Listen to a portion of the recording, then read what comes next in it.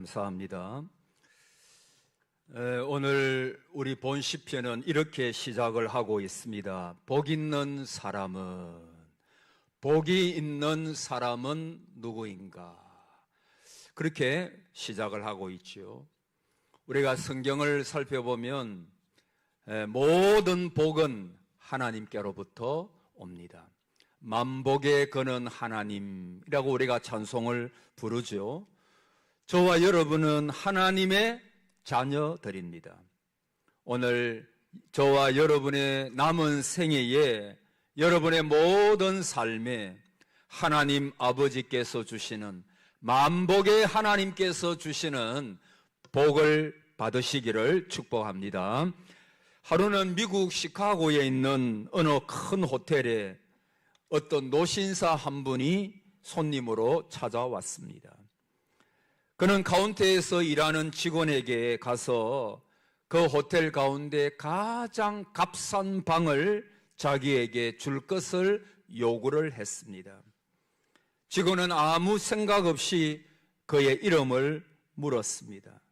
그는 자신의 이름을 존 록펠러라고 대답을 했습니다. 그제야 직원이 깜짝 놀란 듯이 그 사람을 바라보았습니다. 틀림없이 그는 당대의 세계 제일의 부자였던 록펠러였습니다. 직원은 의아스럽다는 듯이, 아니 회장님, 당신의 아드님도 시카고에 오면은 언제나 이 호텔에 머무릅니다. 그때마다 당신의 아드님은 항상 제일 좋고 비싼 방을 요구를 해가지고 그 방에서 며칠 동안 머물고 가는데 어떻게 당신은 가장 싼 방을 요구를 합니까? 그때 그는 웃으면서 이렇게 대답을 했대요. 그야 자명하지요. 내 아들에게는 부자 아버지가 있지만 내게는 그런 부자 아버지가 없거든요. 여러분, 부자 아버지를 둔 덕분에 그 아들이 호화스럽게 멋진 생활을 사는 것입니다. 아버지 때문에 그 아들이 복을 누리고 호강을 하는 것이지요. 마찬가지입니다. 저와 여러분은 하나님의 자녀입니다. 하나님은 우리의 아버지가 되십니다. 하나님은 모든 것의 주권자가 되시고 세상의 모든 것이 다 하나님의 것입니다. 그러므로 하나님의 자녀된 저와 여러분은 이미 복된 자입니다. 그래서 오늘 복 있는 사람은 어떻게 산다라고 말씀을 하고 있는데 여기서 강조하고 있는 것이 뭐냐 하면 그분과의 관계입니다. 하나님과의 관계가 중요한 것입니다. 그래서 그분은 우리의 아버지가 되시고 우리는 그의 사랑스러운 자녀가 되는 것입니다. 그래서 하나님은 날마다 저와 여러분들에게 복을 주시기를 원하고 이미 저와 여러분은 복된 자이기 때문에, 왜? 그분의 자녀요, 그분의 아들이요, 예수 그리스도의 피로 말미암아 구원받은 하나님의 백성들이기 때문에 오늘 저와 여러분은 이미 복을 받은 사람이에요. 복을 받은 사람입니다.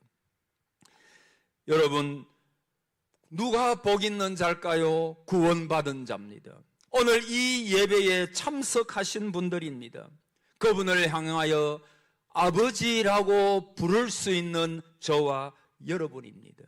여러분이 오늘 교회에 나오실 때에 그렇게 내가 오늘 또 교회 가야 되는가 억지로, 여러분, 우리가 그렇게 나온 것이 아니라 마땅히 하나님 앞에, 아버지 앞에 나아가서 그 복되신 모든 우리의 생사화복을 주관하시는 그분 앞에 나와서 그 하나님 앞에 예배 드리는 것이 마땅한 나의 사명이고 내가 그렇게 하는 것이 당연하다, 그런 마음으로 오늘 저와 여러분이 나오신 거예요. 여러분, 이미 여러분은 복된 자리, 저는 그래서 이 주일에 여러분들이 다른 곳에 가지 아니하고 이 자리, 아까 제가 기도했습니다마는 구원의 자리, 복된 자리, 은혜의 자리, 여기에 앉아 계신 것이 이미 여러분은 복된 자임을 믿습니다. 여러분, 첫째로 복 있는 사람에 대해서 보면 오늘 본문 1절 2절에서 복 있는 사람이 어떤 사람인가에 대하여 설명을 하고 3절에서는 그가 받은 복에 대하여 설명을 합니다. 먼저 복 있는 사람이 되면은 복은 따라오게 돼 있는 거예요. 그래서 여러분, 저는 이렇게 여러분에게 말씀을 드리고 싶어요. 이미 여러분은 하나님 나에게 복을 주세요. 나에게 하나님 놀라운 남이 받지 못한 복을 주세요. 그렇게 하나님 앞에 요구하지 말고 나는 이미 복을 받은 사람이다. 할렐루야. 이미 나는 복된 자다. 왜? 아까도 말씀드렸잖아요. 나는 하나님의 자녀다. 내가 이미 복된 자가 되었다. 그래서 그 뒤에 보면은 뭐뭐 않고 무엇을 추구하면서 의인은 살아간다, 복된 자는 살아간다 라고 말씀을 하고 있는데 그것이 더 즐거운 거예요. 더 기쁜 거예요. 하나님의 말씀을 따라서 살아가고 죄를 멀리하고 오만한 자의 자리에 앉지도 아니하고 또 죄의 길에 서지도 아니하고 그 악을 따라서 쫓지 아니하는 그런 삶을 살아가는 것이 이상한 거예요. 하나님의 말씀대로 살아가는 것이 그 즐거운 거예요. 여러분, 연인들이 만나가지고 이야기를 서로 나눌 때 뭐 거창한 이야기를 하지 않아요. 그냥 시시콜콜 별로 중요하지 않은 얘기를 만나가지고 서로 이야기를 하잖아요. 그런데 시간 가는 줄을 몰라요. 왜냐하면 그 마음에 사랑하는 마음이 있기 때문입니다. 그 연인에 대하여 정말 사랑하는 마음이 내 속에 있기 때문입니다. 여러분, 하나님을 사랑하면 그로 즐거워한다 그랬어요. 그분이 즐거워요. 하나님은 나의 벗이라, 아브라함은 하나님의 벗이라 그랬잖아요. 그러니까 연인처럼 벗처럼 만나가지고 하나님 앞에 조잘조잘 하나님 앞에 내 모든 사정을 아뢰고 그분에게 말씀을 듣고 그런 가운데 이미 우리는 연인 관계처럼 복 있는 사람으로서 그렇게 살아가게 되는 것입니다. 여러분, 오늘 성경에 보니까 복 있는 사람이 누구냐 하면 악인들의 꾀를 따르지 아니하며, 요 악인들의 꾀라고 하는 것은 자기 꾀, 자기의 뜻대로 하는 사람을 가리켜요. 하나님이 그 가운데 없는 사람을 가리켜요. 악인들의 꾀를 따르지 아니하며 죄인들의 길에 서지 아니하며 오만한 자의 자리에 앉지 아니하고. 여러분, 죄는 애당초 가까이 하지 말아야 됩니다. 여러분, 성경에 보면 죄가 잉태하여 그랬잖아요. 여러분, 우리가 보통 잉태할 때는 사람이 아기를 잉태한다 그러잖아요. 그러니까 여기에 죄가 잉태가 되는 거예요. 여러분, 그 죄가 잉태가 되어지면 그 죄가 자라는 것입니다. 그리고 나중에는 내가 감당할 수 없을 만큼 그 죄가 커지는 것입니다. 여러분, 성경이 말씀하는 건 복에 복을 더하시고 은혜 위에 은혜를 더하시고, 이것도 맞고 죄가 죄를 더하는 거예요.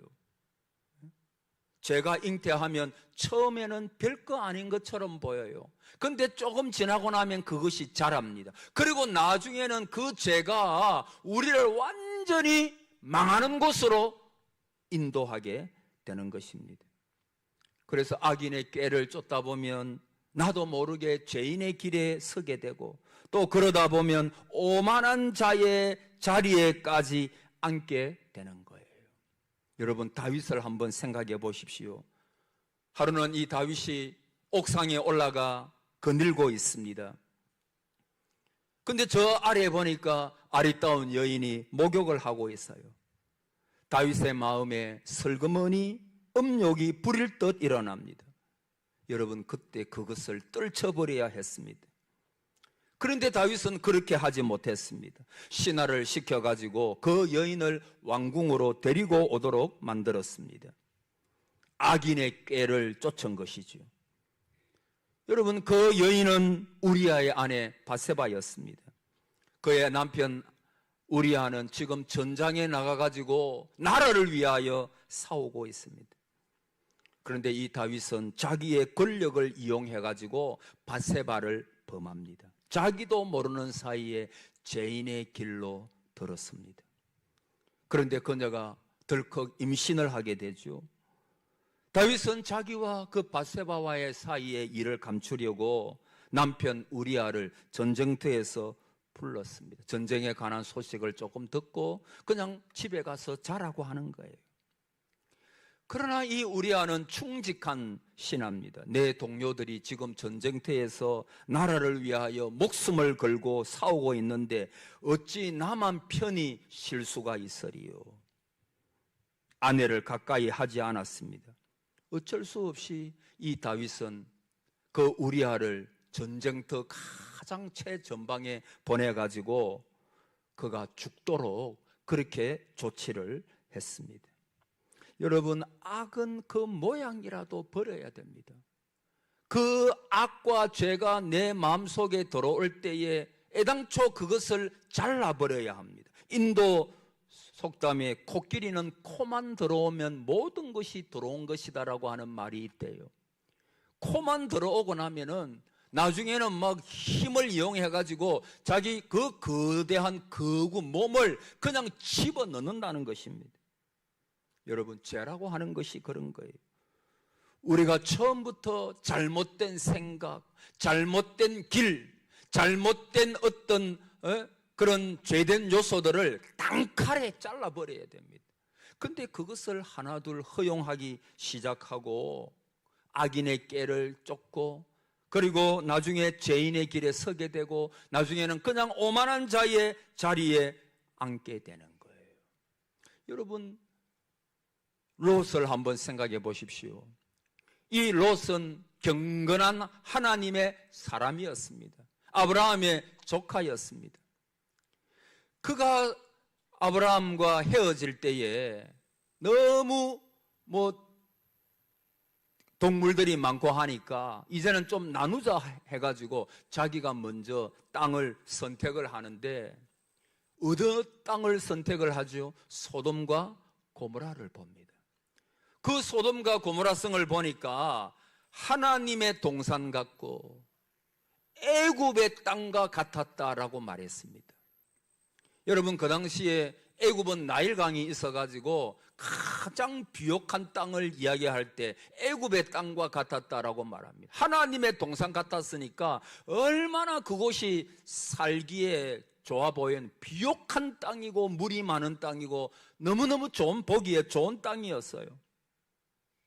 근데 여러분, 성경에 보면 가만히 읽어보면 이 롯이 처음부터 소돔과 고모라 성에 들어가 가지고 산 것이 아니었습니다.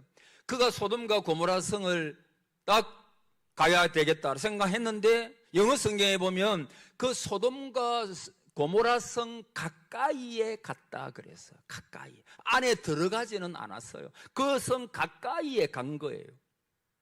그리고 아마 그랬겠죠. 사업도 하고 해야 되니까 그 소돔과 고모라 성이 막 번창하고 부자도 많고 또 비옥한 땅이고 그러니까 그 안에 들어가 가지고 사람들을 만났을 거예요. 만나면서 내가 여기 가까이 와서 살지만 그러나 내가 소돔과 고모라 성에 내가 들어가지는 않는다. 내가 그들과 같은 삶을 살지는 않겠다. 아마 그가 그렇게 생각했을 거예요. 처음에는 소돔과 고모라 성 가까이에 간 거예요. 그 성 안에는 들어가지 않았습니다. 근데 나중에는 어떻게 합니까? 그 소돔과 고모라 성 안에 들어가요. 그리고 하나님의 사람이었기 때문에 비록 그 성 안에 들어갔지만은 그 사람들의 많은 불의한 일들을 바라보면서 이 경건한 롯이 마음이 많이 아픕니다. 그러나 그는 그 안에 들어가 있습니다. 그리고 나중에 좀 뒤에 보면은 욥이 성문 앞에 앉았더라 그랬어요. 어디에 앉았다고요? 성문 앞에 앉았더라. 여러분, 성문 앞에 앉았더라 이 말은 그냥 그가 성문 앞에 그냥 앉았더라라고 하는 그런 말이 아니에요. 그 당시에 유지나 아니면 그 당시에 그 성의 지도급에 있는 사람들이 성문 앞에 앉는 거예요. 그러니까 롯을 가만히 생각해 보면 처음에는 그 소돔과 고모라 성 안에 들어가지 않았어요. 그냥 한 번씩 들어갔다 나갔다 그랬을 거예요. 그러나 그것이 좀 더 가다 보니까 소돔과 고모라 성 안에 들어가 있어요. 나중에는 그 안에서 돈을 벌고 또 여러 가지 많은 것들을 위해서 열심히 막 일했겠죠. 그래서 그가 그 소돔과 고모라 성의 유지가 되었습니다. 지도급에 있는 사람이 되었습니다. 여러분, 나중에는 그 소돔과 고모라 성이 멸망당할 때 어떻게 되었어요? 자기의 모든 모은 것들이 다 그냥 불타버. 그 하늘에서 유황불이 내려가지고 소돔과 고모라 성을 불태워버린 거예요. 그리고 그의 아내는 되돌아보다가 소금 기둥이 되어버렸어요. 사위들은 이 롯의 이야기를 농담으로 여기다가 거기서 다 멸망을 당하고 만 겁니다. 여러분 따라합시다. 제삭선 사망이요. 여러분 하나님께서 라고 한번 불어버리시면 다 그냥 날아갈 수 있어요. 여러분 이건 제가 여러분 마음에 두려움을 주려고 하는 것이 아니라, 그러나 여러분 성경의 말씀을 보십시오. 악인들의 꾀를 쫓고 죄인들의 길에 서고 오만한 자의 자리에 그냥 앉아버렸어요. 너무 마음이 무디어져 버려요. 우리가 그런 적 있지 않아요? 작은 죄 하나 때문에 내 마음이 아파야 되고 눈물이 나야 되고, 하나님 제가 왜 이렇게 삽니까? 하나님 나를 용서해 주시고 하나님 나에게 성령의 충만함을 주셔서 하나님 앞에 정말 자그마한 것이라도 정결케 경건하게 살게 해 주옵소서. 그것이 우리 성도의 모습이 되어야 되는데, 가장 무서운 것 가운데 하나가 뭐냐 하면 영적으로 내가 무감각해지는 거예요. 악인의 꾀를 쫓고 있는데, 그래서 조금 가다가 지금 죄인의 길이라고 하는 것은 삶이거든요. 죄인의 삶을 그냥 추구하면서 살아갑니다. 그리스도인답지 않게 살아갑니다. 나중에는 오만한 자, 하나님이 없다 하고 하나님을 무시하는 자들과 함께 그 자리에 앉아가지고, 왜 그렇습니까? 영적으로 내 마음이 무감각해졌거든요. 여러분 이것처럼 무서운 게 있을까요? 하늘에 계신 자가 비웃으시면, 그래서 롯은 하루아침에 모든 것을 잃어버렸습니다. 제삭선 사망이요. 여러분 오늘 이 아침에 이 말씀을 저와 여러분이 신중히 듣기를 바랍니다. 오늘 저와 여러분에게 숨겨진 죄악이 없습니까?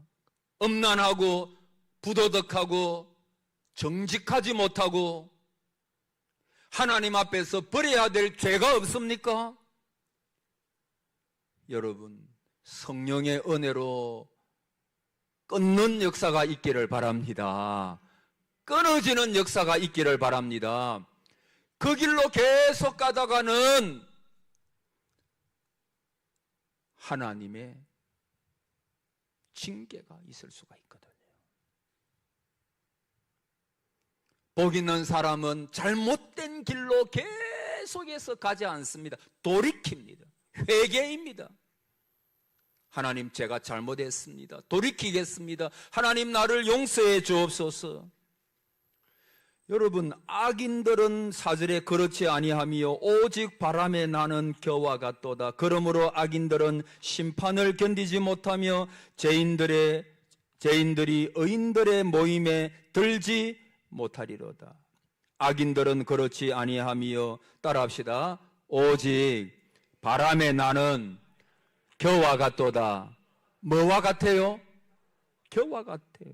여러분, 의인은 시냇가에 심겨, 여기 시냇가라고 하는 것은 만들어진 시냇가를 말합니다.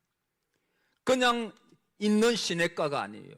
여러분, 그냥 있는 시냇가는 가물어질 때 물이 다 없어질 수 있어요. 그러나 여러분, 이스라엘 땅에 가보면 딱 만들어진 그 수로 만들어진 시내가 있습니다. 그걸 말하는 거예요. 그러니까 그것은 절대로 마르지 않아요. 이스라엘 땅에 가보면 그 물이 귀한데, 이 물, 어떤 샘에서 물이 펑펑펑펑 솟아나고 갈릴리 바다에 있는 물을 뽑아가 쓰는데, 이 수로를 만들면 그 물이 없어지지를 않은, 그 수로를 따라가지고 그냥 흘러 넘치는 거예요. 시절을 쫓아 과실이 그냥 맺어지는 것입니다. 주님이 포도나무신데 그 가지가 포도나무에 달려 있으면 많은 열매가 그냥 맺혀지는 것입니다. 그냥 그분이 살아가는 것이 복된 삶이 되는 것입니다. 비록 고통과 어려움은 있을지 몰라도 그 삶이 하나님 보시기에 형통한 길에 들어선 것입니다. 그러나 악인은 그렇지 아니하며 오직 바람에 나는 겨와 같도다. 불안정합니다. 바람에 이리 날리고 저리 날리면서 쫓기는 삶을 살아갑니다. 여러분, 추수할 때에 알곡은 곡간에 넣고 쭉정이는 그냥 날아가 버리는 거예요. 그래서 그걸 썰어가지고 불태워 버려죠. 왜? 아무런 가치가 없기 때문에. 악인의 운명이 결정적으로 드러나는 때가 언제입니까? 추수 때입니다. 그래서 5절에 그러므로 악인들이 심판을 견디지 못하며 죄인들이 의인들의 모임에 들지 못하리로다. 악인들은 하나님의 심판을 견딜 수가 없고, 죄인은 구원받은 의인의 회중에 들 수가 없습니다. 여러분, 노아 때를 한번 생각해 보십시오. 그 당시 사람들이 너무 타락했죠. 그들은 그저 먹고 마시고 장가가고 시집가고 육체적인 향락을 쫓아서 살아가는 것이 그들의 삶의 목적이었습니다. 한마디로 온 세상이 인간의 죄악으로 가득했습니다. 어쩔 수 없이 하나님께서 홍수로 심판을 하시는데, 물론 하나님과 바른 관계를 맺고 있던 노아와 그의 가족 8명은 방주를 만들게 해가지고 다 구원을 받게 돼요. 그런데 하나님은 물로서 세상을 심판하십니다. 방주의 문을 하나님이 닫으십니다.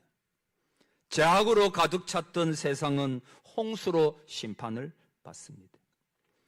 악인은 하나님의 심판을 견딜 수가 없고 의인들의 회중에 들지 못하리로다. 의인들의 모임에, 의인들의 회중에, 구원의 반열에 설 수가 없다라고 그렇게 말씀하고 있는 것입니다.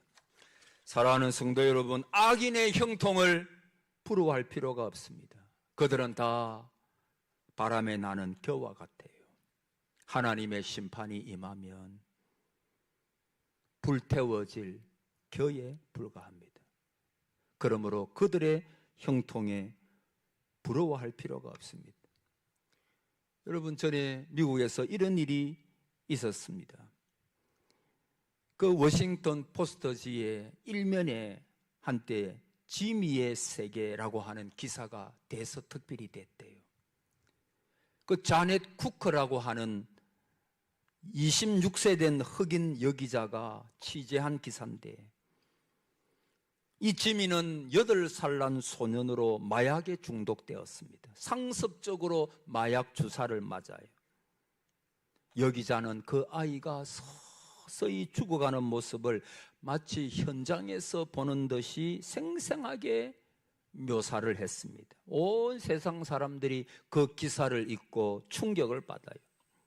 아무튼 그 기사로 말미암아 무명이었던 자넷 쿠커라고 하는 그 기자가 일약 면 기자로 올라갔어요.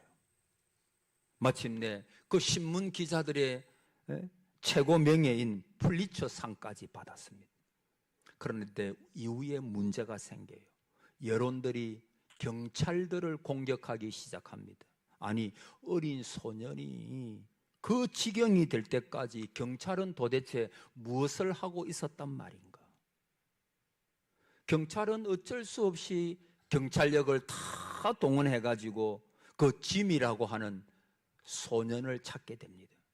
그런데 아무리 애를 써도 그 소년을 찾을 수가 없어요. 나중에 보니까 그 짐이라고 하는 소년은 실제 인물이 아니고 이 자넷 쿠커라고 하는 여 기자가 출세할 야심에서 꾸며낸 인물인 것이 밝혀졌어요.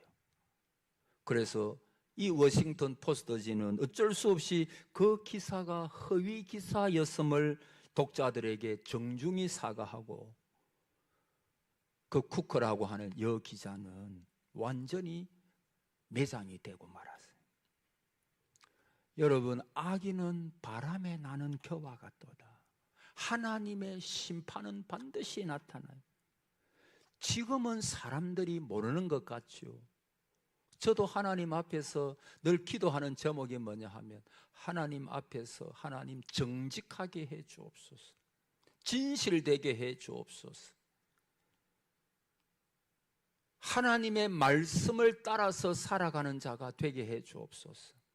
지금은 그것이 실패하는 것 같고 그것이 뒤떨어지는 것 같고 안 되는 것 같아도, 그러나 시냇가에 심은 나무처럼 하나님께서 그 열매를 시절마다 맺게 하시고 반드시 하나님께서 형통케 하시며 마지막 추수 때에 곡간에 들이시고 하나님의 은혜를 받는, 구원의 은혜를 누리는 그 은혜를 하나님 앞에 정직하고 진실되고 믿음으로 살아가는 의인들이 받을 것이다 라고 하는 것을 기억을 하면서 하나님 앞에 그렇게 살기를 소원하고 기도하는 것입니다.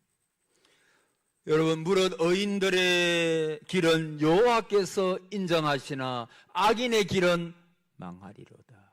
따라합시다. 의인의 길은 여호와가 인정하시나 악인의 길은 망하리로다. 성경이 그걸 말씀하고 있어요. 다니엘을 보십시오.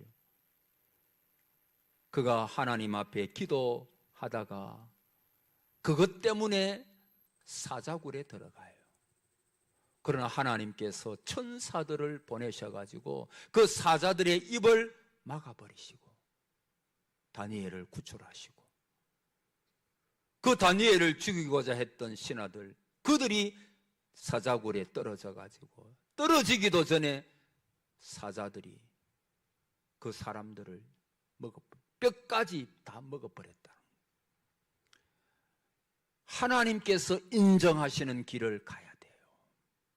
믿음의 길, 신앙의 길, 기도하는 삶, 하나님 앞에 정직한 삶, 교만하지 아니하고 겸손하게 여호와의 율법을 주야로 묵상하면서 그 하나님의 말씀대로 순종하면서 나아갈 때 하나님은 반드시 의인들의 길은 인정하시나 그랬어요.